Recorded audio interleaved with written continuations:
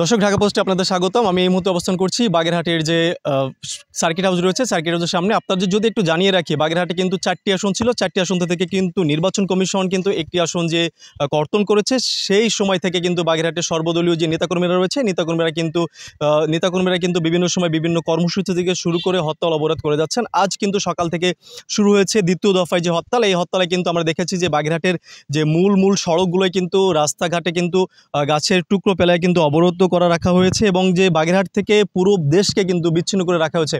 আপনাদের যদি একটু জানিয়ে রাখি, সকালে কিন্তু আমরা দেখেছি জেলা প্রশাসনের কার্যালয়ের সামনে যেন জেলা প্রশাসনকে কিন্তু অবরুদ্ধ করে রাখা হয়েছিল, এবং নির্বাচন কমিশনে কিন্তু মূল ফটকে তালা মেরে রাখা হয়েছিল যেন কেউ নির্বাচন কমিশন অফিসে প্রবেশ না করতে পারে। আপনাদের যদি একটু জানিয়ে রাখি যে আমার সামনে রয়েছে কিছু তরুণেরা রয়েছে, যুবকেরা রয়েছে, যারা এই হরতাল অবরোধ নিয়ে কী ধরনের মনোভাব রয়েছে আমরা একটু জানতে চাবো তাদের কাছে।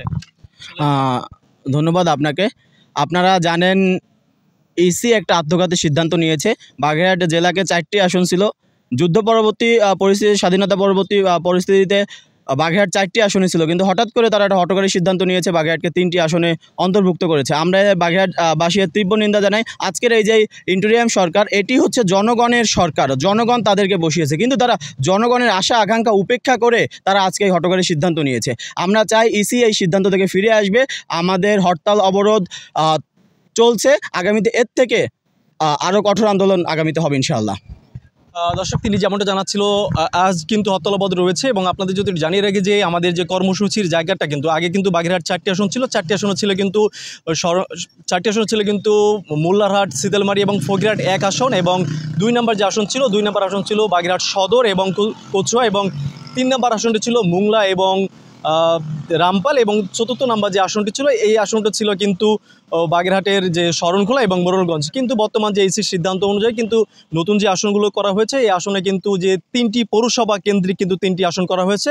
সেখানে কিন্তু মোল্লারহাট, শীতলমারি এবং বাগেরহাট সদর মিলে 1 আসন করা হয়েছে, এবং দ্বিতীয় নম্বর যে আসনটি করা হয়েছে মোংলা এবং রামপালের সাথে কিন্তু যুক্ত করা হয়েছে ফকিরহাট, এবং 3য় নম্বর যে আসনটি করা হয়েছে কচুয়া এবং মোড়লগঞ্জের সাথে যুক্ত করা হয়েছে কিন্তু শরণখোলা। আপনাদের যদি আমি আরেকটু জানতে চাই, এখানে যে ছাত্র নেতারা রয়েছে তাদের কাছে একটু জানতে চাই, আসলে যে এই যে আন্দোলন করছেন আপনারা, এবং হচ্ছে যে সর্বস্তরের মানুষের দাবি নিয়ে জানিয়েছেন, এই দাবি যদি আপনারা যদি মেনে নেন, তারপরে আপনার কী ধরনের আন্দোলন রয়েছে? বাগেরহাটের 4টি আসন আসলে আমাদের অধিকার। যুদ্ধ পরবর্তী সময় থেকে আমরা দেখে আসছি 4টি আসন বাগেরহাটে ছিল। হঠাৎ করে যে হঠকারী সিদ্ধান্ত নেওয়া হয়েছে, 1টি আসন কমিয়ে দেওয়া হয়েছে, বাগেরহাটের মানুষের সাথে আমি বলি বিশ্বাসঘাতকতা করা হয়েছে।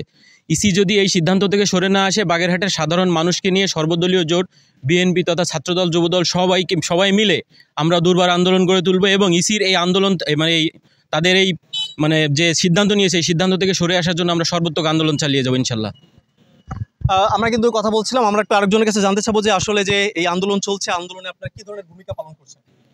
আমরা সকাল থেকে আন্দোলনের রাস্তায় ছিলাম, আর আমার রাস্তার বিভিন্ন ফটকে গাছের গুঁড়ি, বিভিন্ন ধরনের আমাদের যে আছে, এগুলো নিয়ে আমরা রাস্তা বন্ধ করে অবরোধ হরতাল করতেছি।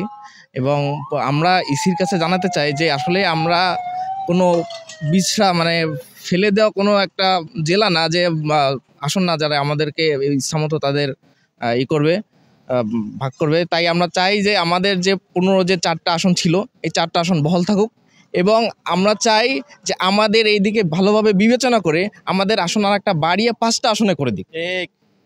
ধন্যবাদ। দর্শক, আমরা কিন্তু শুনছিলাম যে তারা কিন্তু দাবি করছেন যে বাগেরহাটে যে 4টি আসন রয়েছে, 4টি থেকে কিন্তু 3টি করা হয়েছে, তা কিন্তু তারা মানেন না, এবং তারা কিন্তু চান যে আরেকটি আসন বাড়িয়ে যেন 5টি আসন করা হয়। আপনাদের যদি একটু জানিয়ে রাখি যে সর্বদলীয় সম্মিলিত কমিটির পক্ষ থেকে জানানো হয়েছিল বাগেরহাটে যে সকল পরীক্ষার্থী এবং হচ্ছে যে জরুরি সেবা যারা চালু করছে, তাদের জন্য কিন্তু সুযোগ সুবিধা থাকবে, এবং তাদের জন্য কিন্তু কোনো ধরনের বাধা বিপত্তি থাকবে না বলে জানিয়েছেন তারা।